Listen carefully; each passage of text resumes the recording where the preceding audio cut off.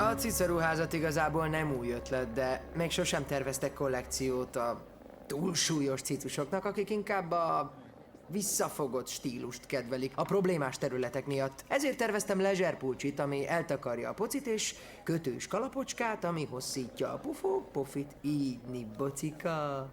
Masnit kötünk, és volt toka, nincs toka. Jöhet egyszerűen a cicus. Hey, Dave! Ez az irodád? Andrew, hogy kerülsz te ide? Csak Frankkel golfoztunk. Az apám haverja is, ugyanabba a klubba járunk.